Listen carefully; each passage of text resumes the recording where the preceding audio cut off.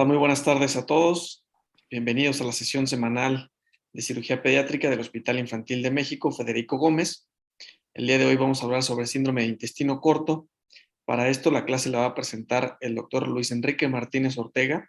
Él es R6 de cirugía pediátrica del Hospital Infantil de México y la clase fue tutoriada por el doctor Cristian Salles Vidal, quien es jefe del servicio de cirugía neonatal del Hospital Infantil de México, Federico Gómez. Muy bien, Luis, comenzamos. Buenas tardes a todos. Pues sí, el día de hoy hablaremos sobre síndrome de intestino corto. Hablaremos sobre el contenido de nuestra presentación. Veremos algo del concepto, historia de esta entidad, así como la fisiopatología.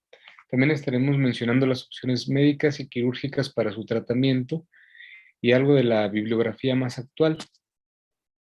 Podemos definirlo como la suma de las alteraciones funcionales, resultado de una reducción crítica en la longitud del intestino. No es lo mismo que insuficiencia intestinal, pero es la principal causa de insuficiencia intestinal.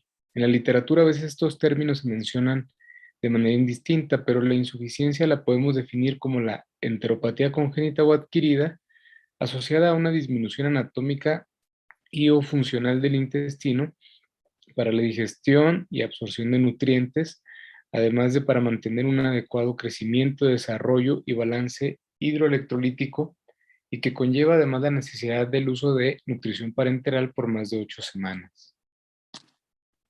Otras definiciones para síndrome de intestino corto puede ser la reducción de más del 75% de la longitud del intestino delgado según la edad de nuestro paciente, necesidad de nutrición parenteral por más de 42 a 60 días, un valor de citrulina sérica menor a 12 milimoles por litro.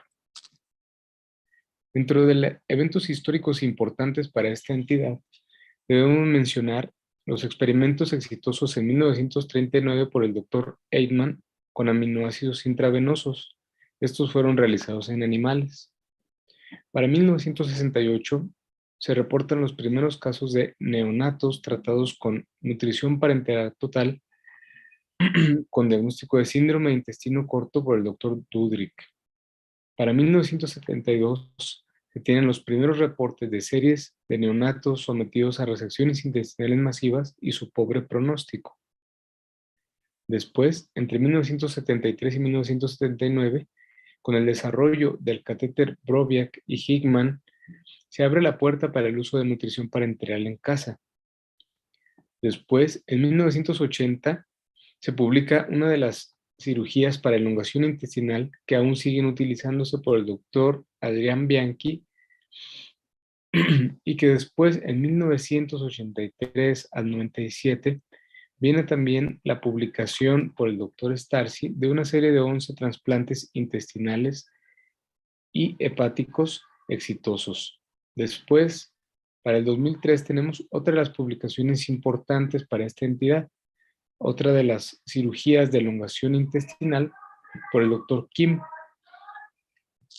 de las cuales hablaremos más adelante. Bueno, para hablar de embriología es importante recordar que el intestino que nos atañe el día de hoy se considera como el intestino medio en la etapa neonatal. Este es irrigado por la arteria mesentérica superior y para la sexta semana de gestación sale del celoma por su rápido crecimiento y por la poca cavidad abdominal que hay en ese momento. Va a regresar para la 10ª a 12ª semana y lo hará con una rotación antihoraria usando como eje la arteria mesentérica superior. Cuando hay alteraciones en esta etapa embriológica podemos hablar de patologías que tienen que ver con el síndrome de intestino corto como la malrotación intestinal, la gastrosquisis y el onfalocele. Y dentro de los detalles anatómicos importantes para esta entidad hay que recordar que el intestino delgado, así como el colon derecho, se irrigan en su totalidad por la arteria mesentérica superior, que su irrigación viene a través de 2 hojas de mesenterio que lo irrigan en sentido transverso y que corren de manera paralela. Además, el retorno venoso de este intestino viene también por la vena mesentérica superior, que llegará a formar parte del sistema porta, formando la vena porta al unirse con la vena esplénica. que en la mayoría de las ocasiones recibe a la vena mesentérica superior y que ésta drena la sangre del intestino grueso del lado izquierdo. En cuanto a la anatomía importante para esta entidad, me pareció bueno recordar este estudio clásico con 108 pacientes publicado por parte del Hospital para Niños Enfermos en Toronto, Canadá, donde tomaron en cuenta a niños que entraron a laparotomía y que tenían de entre 24 semanas de gestación hasta 5 años. A lo largo de 36 meses, encontraron 108 pacientes, como les decía, con estos diagnósticos como principales. Omitieron además aquellos que tenían malformaciones anatómicas congénitas para evitar un poco el riesgo de sesgo. Medían el borde antimesentérico y encontraron que, de acuerdo a la edad gestacional, el paciente puede variar desde menos de 100 centímetros de intestino delgado al nacer hasta alrededor de 250, siendo la etapa de mayor variación entre las 25 y las 51 semanas de gestación. Además lo correlacionaron con el peso y la talla y encontraron que, por ejemplo, una talla entre 38 y 60 centímetros es la etapa donde más va a variar la longitud intestinal. Nos presentan algunas tablas donde podemos ver, como les mencionaba, que niños tan pequeños como de 900 gramos pueden tener un intestino corto de hasta 83 centímetros, siendo normal para ellos, y que niños a término que miden alrededor de 50 centímetros, por ejemplo, ya podemos esperar un intestino delgado de 200 centímetros. La longitud intestinal es, por lo tanto, uno de los principales factores pronósticos para este síndrome. Y en este otro estudio podemos encontrar cómo en promedio los pacientes que tienen 35 centímetros o menos de longitud intestinal residual tienen pocas probabilidades para el destete de la NPT. Aquellos que tienen 50 centímetros o más rebasan el 60% de probabilidades de dejar la NPT en un futuro después de la resección intestinal. Para evaluar también la anatomía intestinal, podemos hablar de la citrulina sérica, como en este estudio en España, donde le midieron la citrulina sérica, el cual es un aminoácido que se encuentra dentro de los enterocitos, a 57 pacientes con diagnóstico ya de síndrome de intestino corto. Lo que ellos hicieron es dividir estos 57 pacientes en 4 grupos. Un grupo que dependía absolutamente de NPT, aquellos que estaban tolerando nutrición mixta, aquellos que eran independientes de NPT pero que tuvieron que usar nutrición parenteral en algún momento, y aquellos que eran trasplantados de intestino delgado y que tenían más de 3 meses con él y además no necesitaban NPT para su homeostasis.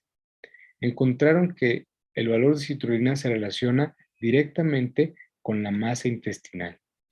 Es decir, el grupo que era dependiente de NPT tenía menos valores de citrulina sérica.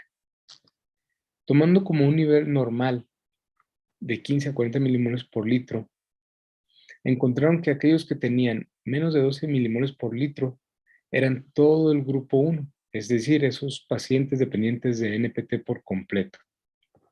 Aquellos que tuvieron más de 12 milimoles por litro dejaban la NPT en algún momento. Un punto importante de recordar es la fisiología intestinal. Esta depende, la absorción, del intestino delgado depende del segmento del cual nos estemos refiriendo. Es decir, recordemos que el duodeno absorbe diferente que el ilion distal. Por ejemplo, aminoácidos, las grasas, vitaminas liposolubles, tienen mejor absorción en el duodeno y en el yeyuno. No así las vitaminas hidrosolubles como la vitamina B12 y las sales biliares que se absorben en más cantidad en el ilion terminal. Y el colon, por su parte, debemos mencionar que además de agua y sodio, absorbe algunos lípidos de cadena corta. Además, el agua y el sodio se estarán absorbiendo en toda la longitud. Por lo tanto, cuando tenemos ausencia de alguna de estas partes, debemos ir pensando qué tipo de nutrientes estarán siendo poco absorbidos por nuestro paciente y representarán un riesgo de déficit nutricional. Dentro de la epidemiología importante hay que mencionar que los pacientes a término reportan una incidencia de 3.5 por cada 100.000 recién nacidos vivos, mientras que en pacientes pretérminos se reporta una incidencia hasta 100 veces mayor, y llegando a ser hasta de 7 por cada 1.000 recién nacidos vivos en pacientes menores de 1.500 gramos. Esto relacionado con las etiologías de las cuales hablaremos más adelante. La supervivencia en Estados Unidos se reporta del 90% a un año y de 75-80% a 5 años de vida, lo cual no ha cambiado mucho en la última década. Otros factores pronósticos importantes a mencionar son la longitud y segmentos del intestino residual, pues esta marcará, como les comentaba, la capacidad de absorción de manera directa. La presencia o no de válvula ileocecal. Pues la válvula ileocecal se ha documentado durante ya más de una década como un buen factor pronóstico para el abandono de NPT, la edad al momento de la resección. Pues los pacientes pretérmino tienen mejor posibilidad de que su intestino crezca con el tiempo, no así un paciente que es resecado en una etapa más tardía. La motilidad intestinal será de gran importancia para poder dejar la NPT y tolerar de manera adecuada la nutrición enteral. Y la enfermedad hepática y sepsis serán factores de mal pronóstico, pues estos dos son los que más complican a estos pacientes y los ponen en riesgo no solo de morbilidad, sino de mortalidad. Dentro de las causas, hay que recordar que la enterocolitis necrosante es la principal causa de síndrome de intestino corto en los pacientes pediátricos. Se reporta que hasta 1/3 de los síndromes de intestino corto son secundarios a la enterocolitis necrosante. En segundo lugar, encontramos la atresia intestinal con hasta un cuarto de estos pacientes. La gastrosquisis, la malrotación con vólvulos son otros diagnósticos importantes, además del trauma, la isquemia, la enfermedad de Hirschsprung, que representan menos del 2% de causas para síndrome de intestino corto. Otras causas para falla intestinal que se comportan como aquellas enfermedades donde se perdió longitud intestinal son los trastornos de los enterocitos, como la enteropatía en penachos y las enfermedades por inclusión de las vellosidades, donde habrá poca absorción intestinal y se comportarán estos pacientes como si tuvieran un síndrome de intestino corto. Además de los trastornos de la motilidad, donde, como por ejemplo en la pseudoobstrucción intestinal, tenemos alteraciones de la motilidad que condicionan manifestaciones clínicas muy parecidas a los niños que tienen intestino corto y pueden coexistir con las causas que mencionamos antes. Dentro del cuadro clínico y la fisiopatología, se clasificó a estos pacientes de manera clásica, valga la redundancia, de acuerdo al segmento intestinal residual. Por ejemplo, aquellos que eran portadores de una enterostomía se clasificaban como de tipo 1 y tenían peor pronóstico que aquellos que contaban con algún segmento de colon, como en el tipo 2, donde tenemos una yeyuno-coloanastomosis, pero sin válvula ileocecal. Y de mejor pronóstico, aquellos que tienen todo el colon, además de la válvula ileocecal, aunque tengan un segmento intestinal corto, hablando del intestino delgado. El cuadro clínico está dado principalmente por la adaptación intestinal que se genera, es decir, los pacientes con síndrome de intestino corto tendrán un intestino delgado que tenderá a crecer buscando mejorar la absorción de nutrientes. Esto comenzará en el diámetro transverso del intestino delgado por la irrigación que mencionábamos antes. Es decir, va a crecer en nuestro intestino en sentido transverso, no en longitudinal. Pero esta distensión generará que haya poca motilidad. La poca motilidad generará mayor crecimiento bacteriano y estasis del contenido intraluminal. Esto genera eventos de intolerancia a la vía oral, como manifiestos por vómito. Además, por el corto segmento tendremos eventos de diarrea. Podemos tener también eventos de enteritis y obviamente déficits nutricionales, como ya veníamos viendo, por la poca absorción de nutrientes. Podemos encontrar dermatitis por deficiencia de zinc, enfermedad mineral ósea, entre otros. Dentro de la evaluación integral para estos niños, cuando empezamos a evaluar un niño con síndrome de intestino corto, lo hayamos o no lo hayamos tratado de manera inicial nosotros, tenemos que ubicarlo en qué tipo de desnutrición tiene. Pues generalmente tendrán una desnutrición crónica agudizada que tendremos que ir a tratar. Para hacerlo de manera más homogénea, podemos valernos de desviaciones estándar y de mediciones como la del perímetro braquial, así como de las reservas magras y grasas. Para evaluarlos de manera integral también nos podemos hacer valer de estudios de imagen, entre ellos el tránsito intestinal. En este vamos a poder apreciar parte de la anatomía residual, el grado de dilatación con el que encontramos esas asas intestinales, y como es un estudio dinámico nos dará una idea del tiempo de tránsito intestinal. Otro estudio es el colon por enema. Aquí podremos encontrar zonas de estenosis, zonas disfuncionalizadas, y podremos darnos una idea si el paciente tiene o no válvula ileocecal cuando no estamos seguros de los hallazgos quirúrgicos. En cuanto a la evaluación integral, debemos estar al pendiente del balance hídrico, de los ingresos, de los egresos, además del estado bioquímico de nuestro paciente, tomando muy en cuenta la función hepática, además de la función renal y la homeostasis electrolítica. Esto será individualizado dependiendo de la condición de nuestro paciente. Dentro del tratamiento tenemos medidas médicas y quirúrgicas, pero todas tienen las mismas metas: lograr la autonomía enteral, la homeostasis tanto para el crecimiento y desarrollo como hidroelectrolítica, y la disminución de las complicaciones. En las medidas médicas, la piedra angular del tratamiento será la nutrición enteral. Esta debe de tener un inicio temprano, es decir, en cuanto nuestro paciente tolere, en cuanto esté estable, debemos iniciar el estímulo enteral, pues los nutrientes intraluminales serán el principal factor para que ese intestino vuelva a adaptarse. Dime, La Luis, nada leche más, humana, perdón, cuando sí, tengas opción de señalar algo, nada más utiliza el señalador para saber más o menos qué es lo que estamos viendo. Ándale, gracias. sí. La leche humana debe ser nuestra primera opción, cuando ésta sí esté disponible y cuando el paciente esté en edad de consumirla. Si no la tenemos, debemos optar ahora por las fórmulas aminoácidicas, pues han demostrado que mejoran la adaptación intestinal. El paciente se adaptará más rápido que si empezamos con una fórmula de inicio, por ejemplo. Y cuando esté en condiciones nuestro paciente, podemos brincar a las extensamente hidrolizadas, después a las parcialmente hidrolizadas y así sucesivamente.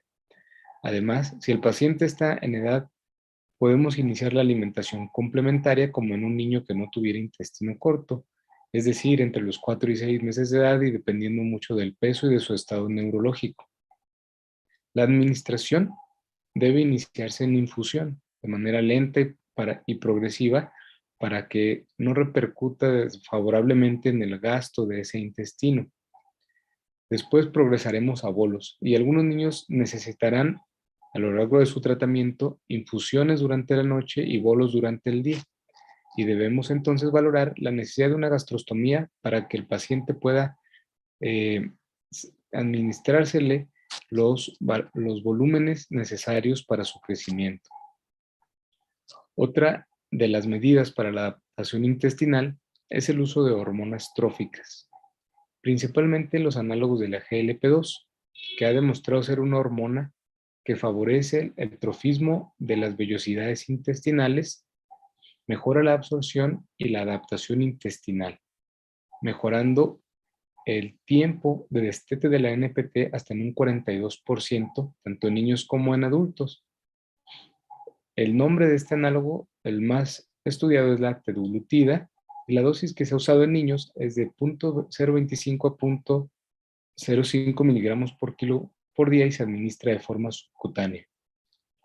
La hormona de crecimiento, por otra parte, no ha logrado tener estadísticamente significativos resultados y no tiene recomendaciones todavía oficiales. Dentro del tratamiento médico hay que vigilar la homeostasis del sodio, pues los pacientes que tienen poca ganancia ponderal, a pesar de que estamos con adecuado tratamiento, a veces vía oral, pueden tener déficit del aporte de sodio por vía enteral. Esto lo valoraremos con el sodio urinario. Un valor normal es arriba de 10 a 20 miliequivalentes por litro. Cuando está disminuido, nos habla de que el paciente está compensando a través del riñón la absorción de sodio por falta de aporte por vía enteral. Cuando esto es así, hay que suplementarlo con dosis de 1 a 3 miliequivalentes por kilo por día hasta lograr sodios urinarios normales. Recordando que 1 gramo de sal tiene 17 miliequivalentes por litro. Y de esta forma aprovecharemos el cotransporte sodio-glucosa y podremos mejorar la nutrición de nuestro paciente. El uso de prebióticos y probióticos sigue siendo controversial, pues aunque algunos reportes de uso de lactobacilos dicen que mejora un poco la absorción intestinal, también hay casos de bacteremia asociado a estos probióticos y prebióticos. La suplementación con vitaminas debe estar siempre en nuestra mente y aquí hay algunas de las dosis habituales que podemos usar en estos niños vía oral. Además de que cuando tenemos nutrición parenteral también podemos hacernos valer de las presiones intravenosas. La nutrición parenteral es un tratamiento que vino a salvar la vida de estos pacientes. Para iniciarla, debemos tomar en cuenta que siempre debemos usar valores basales de acuerdo a la edad y peso de cada uno de los componentes, del agua, de las macromoléculas y de las vitaminas y electrolitos. Debemos iniciarla tan pronto como sea posible y progresarla de manera gradual. La presentación para administrarla puede ser periférica y central, teniendo siempre como meta administrarla de manera central para poder usar la cantidad necesaria de cada uno de los componentes, que no se puede alcanzar por vía periférica. La vía por la que se administre debe ser exclusiva para la NPT y fotoprotegida, para evitar la degradación de alguno de sus componentes. Estas son algunas de las recomendaciones para calcular el aporte energético, debiendo usar siempre las fórmulas de Scofield ajustadas a la fase de la enfermedad, así como a la morbilidad que este paciente tenga. Guardando siempre las relaciones que tenemos aquí a la izquierda para evitar alteraciones como la cetosis. Y aquí están las dosis. Muy importante recordar la de los lípidos, de la cual hablaremos enseguida.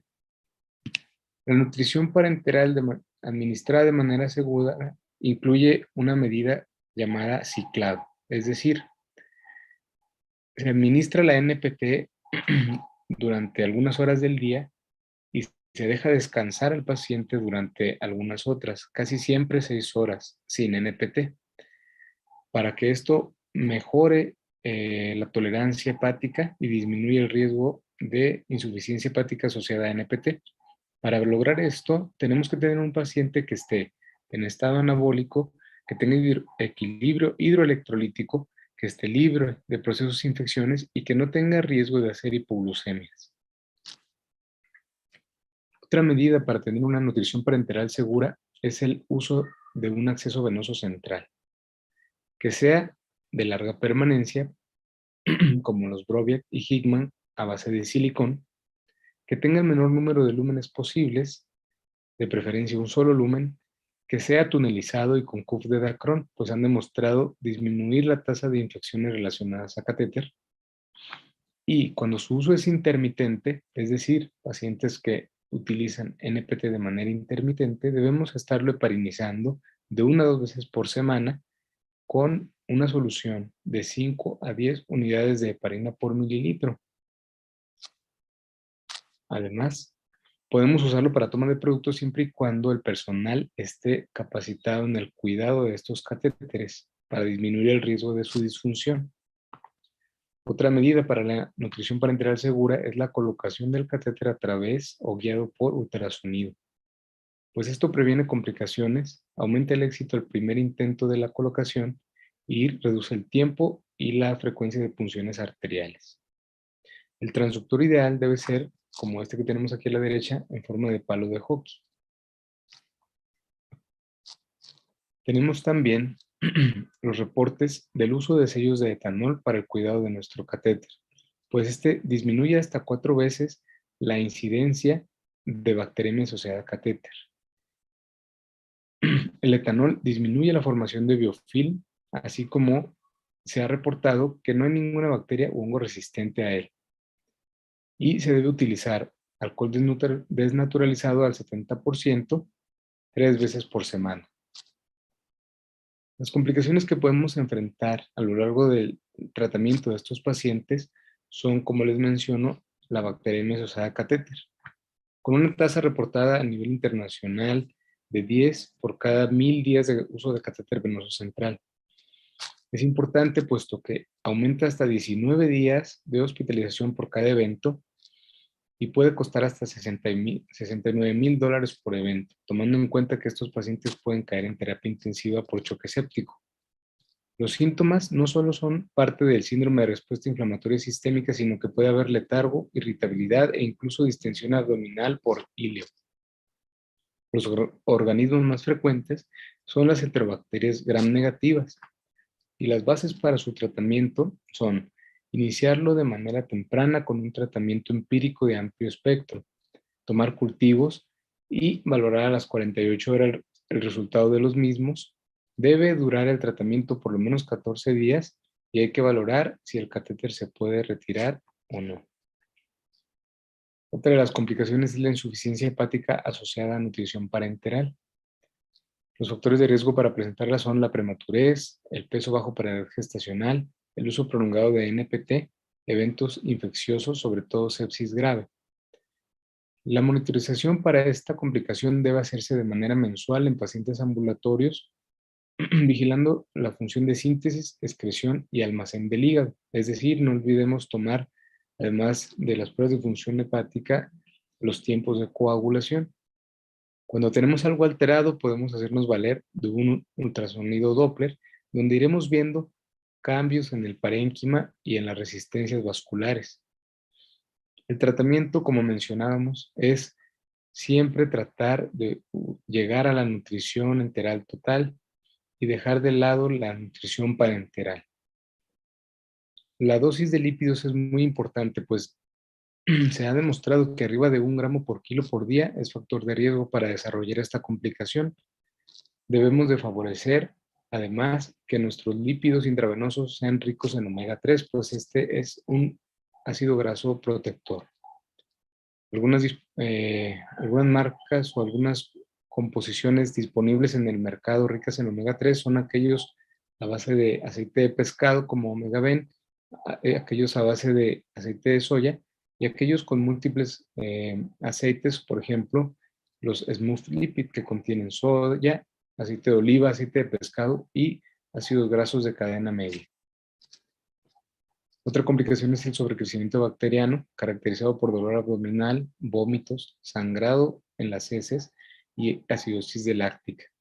Este puede tener una incidencia tan alta como 60%.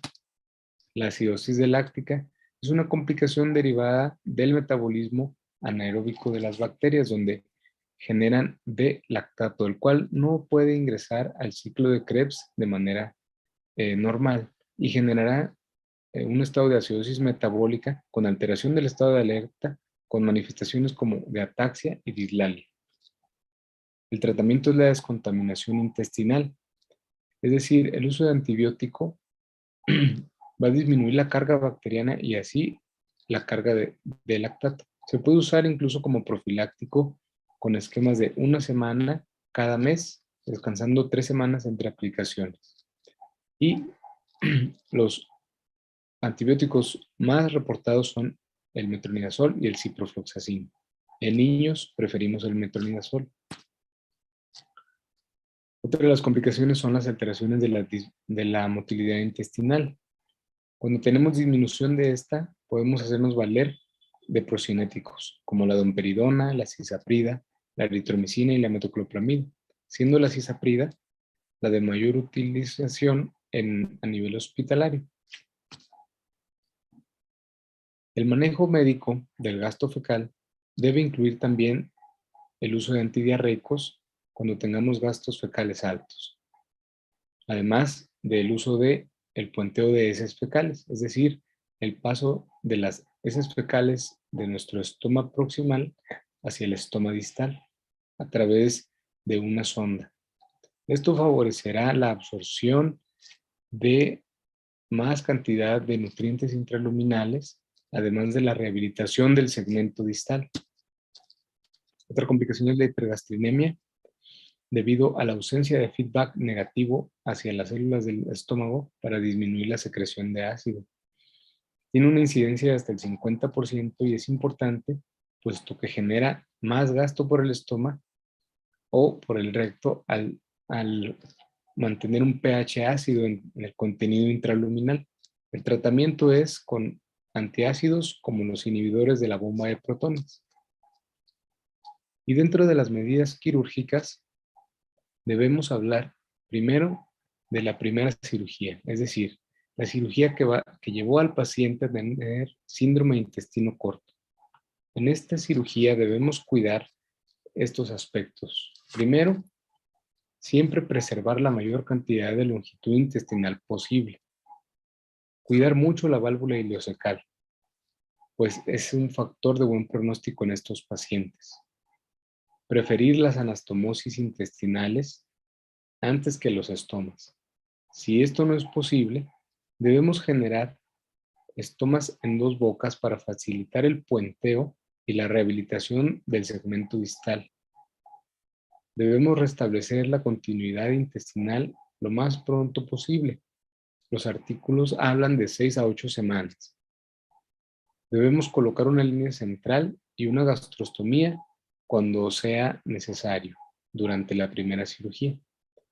Y valorar el uso de un second lock, es decir, cuando los pacientes tienen zonas múltiples y extensas de compromiso vascular intestinal, podemos cerrar al paciente en ese momento y darle manejo intensivo por 12 a 24 horas para volver a revisar esa cavidad y los segmentos intestinales y ver si se salvó o se recuperó la irrigación de alguno de ellos.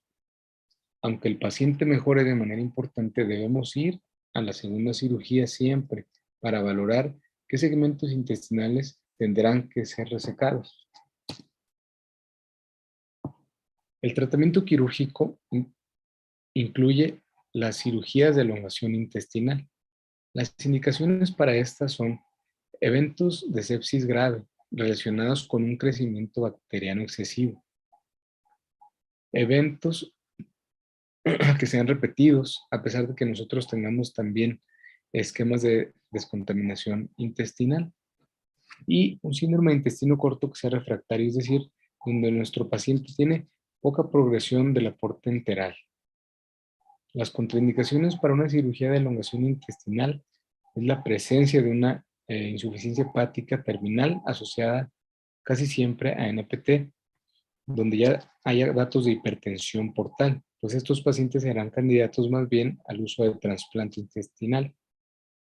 Para mencionar algunos de los procedimientos, tenemos el procedimiento de Iowa, el procedimiento de alargamiento intestinal con técnica longitudinal, aquella enteroplastía con técnica transversa y los alargamientos con técnica en espiral.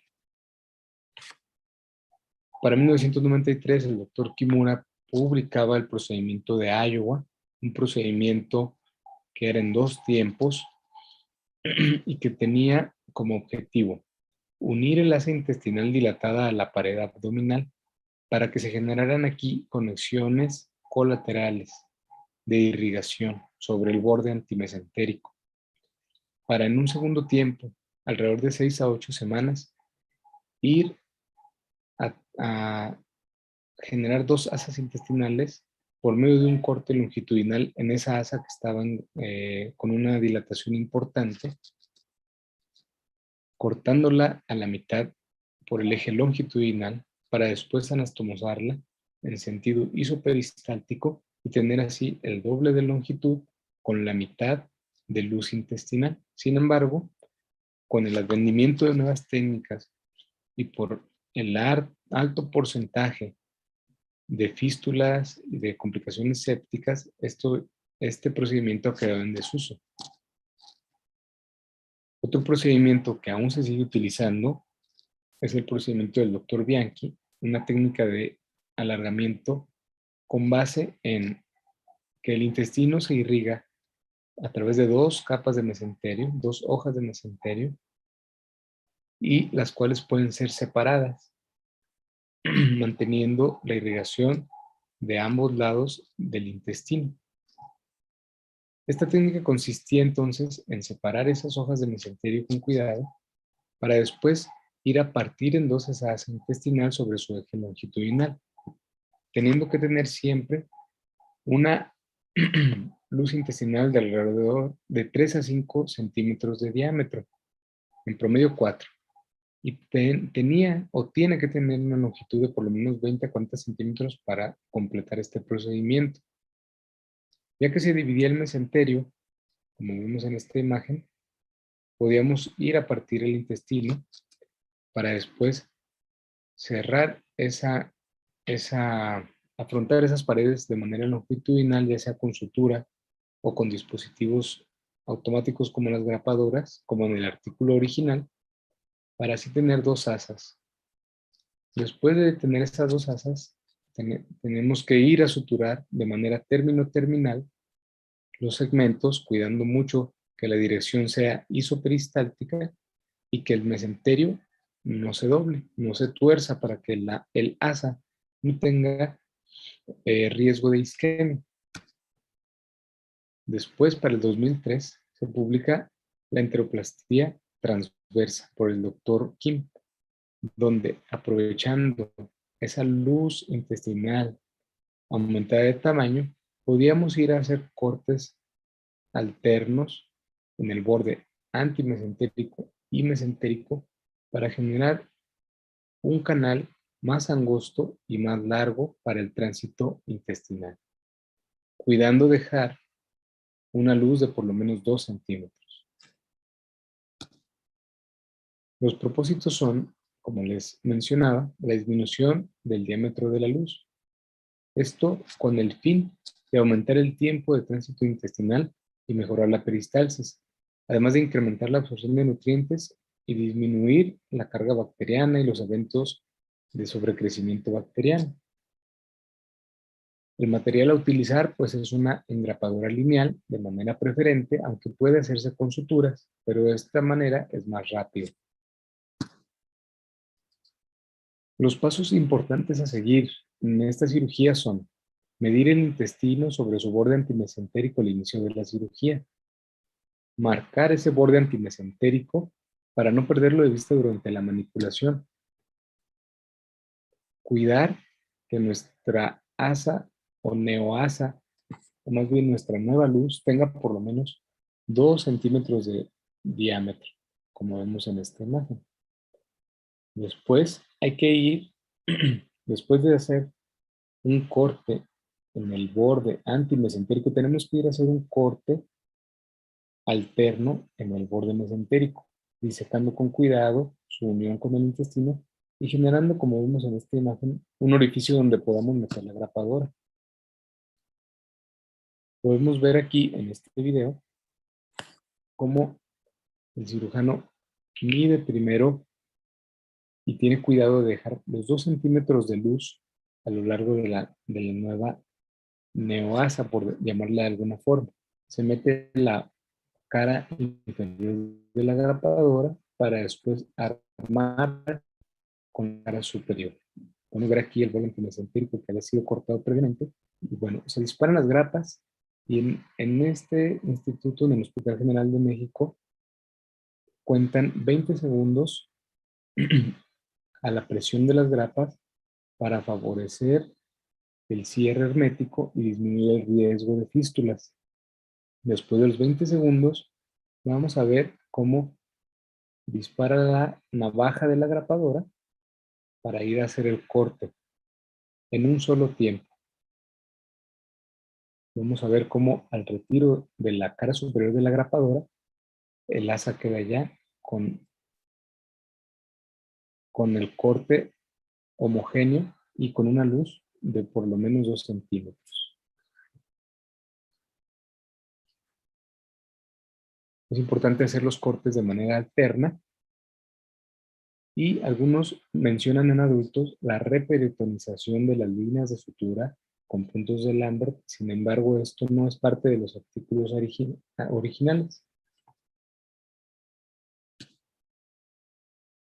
No hay ningún estudio prospectivo comparando estas dos técnicas, la longitudinal con la transversal. Sin embargo, una revisión sistemática de 39 artículos con un total de 472 pacientes que se realizó en el 2012 mostraba a 363 pacientes operados con la técnica longitudinal y 109 con la técnica transversa y trataron de comparar un poco el porcentaje de complicaciones. Como fue muy heterogéneo cada uno de estos estudios, pues no se pudieron tener P's significativas. Tenemos algunas tablas en este artículo, por ejemplo, el porcentaje de complicaciones. El sangrado fue mayor en la técnica transversa. Las obstrucciones y estenosis fueron similares, siendo esta una de las principales complicaciones de estas cirugías. Las fístulas también en porcentaje fueron similares, siendo otra de las principales complicaciones.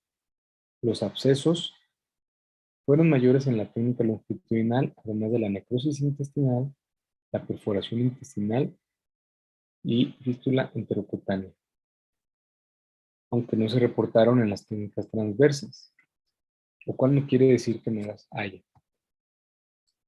Algunos otros resultados recabados en estos grupos de estudio, tenemos el destete de la NPT, que fue mayor en los grupos operados de técnica longitudinal.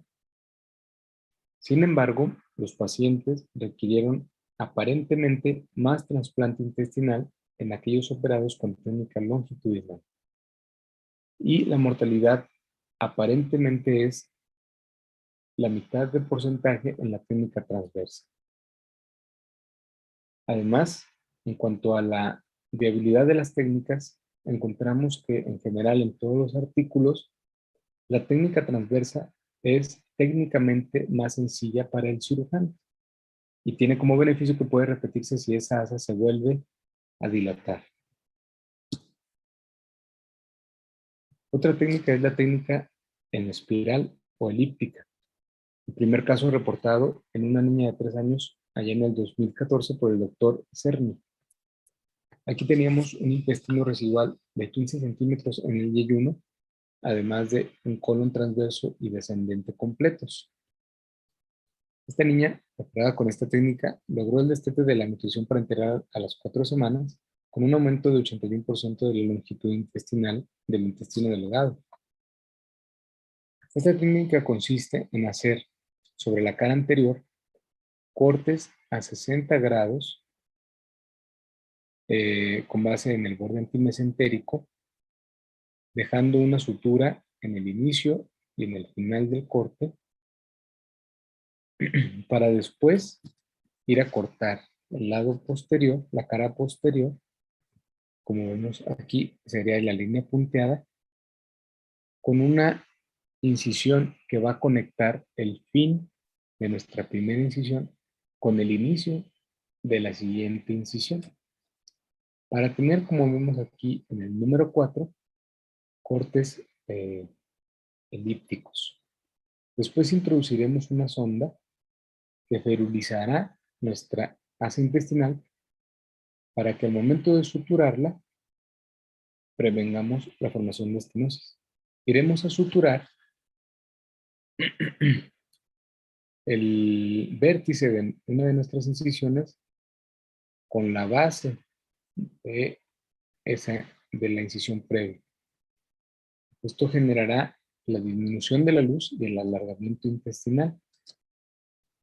Como vemos en esta imagen, podemos usar técnica con puntos alternos o técnica con puntos continuos.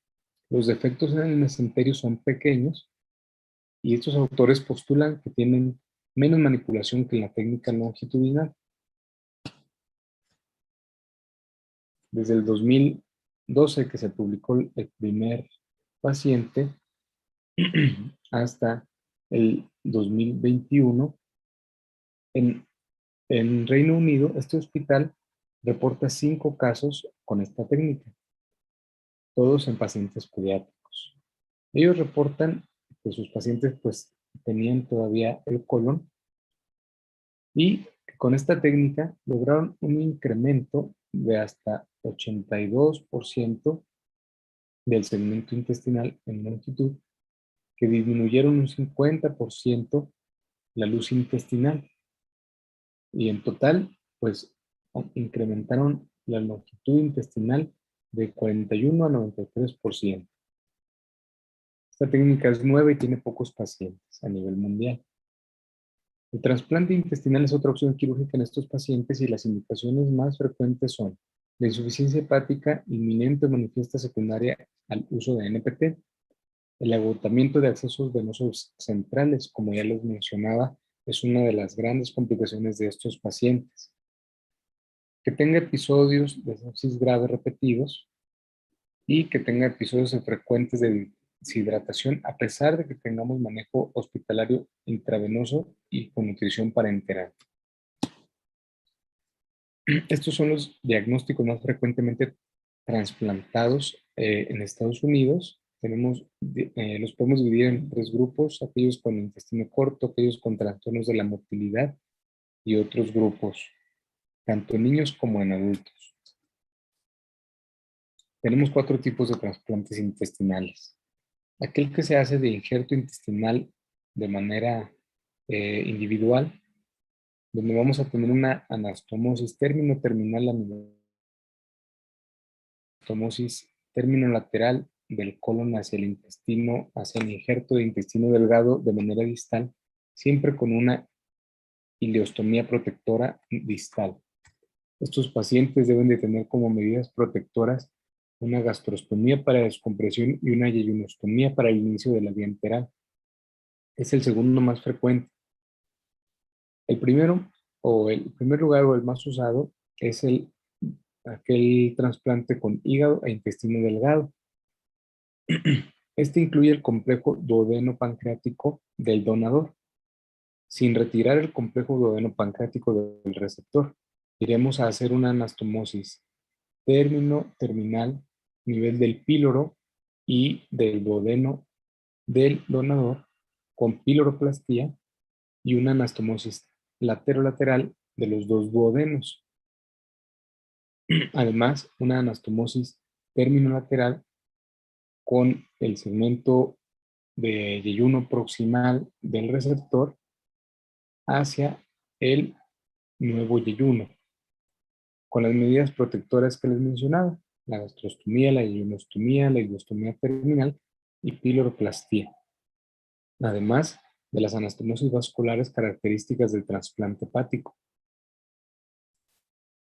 Otras opciones de tratamiento, sobre todo en pacientes que tienen alterada la motilidad del estómago, son el multivisceral y el multivisceral modificado. El multivisceral modificado, en ese no vamos a llevarnos el hígado del donador, solamente el estómago, el complejo pancreato-duodenal y el intestino delgado.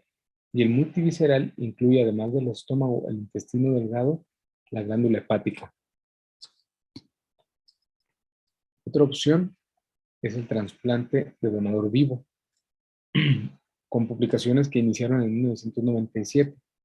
Su uso como gold estándar para el tratamiento de estos pacientes continúa siendo controversial, siendo preferido el trasplante de donador cadavérico.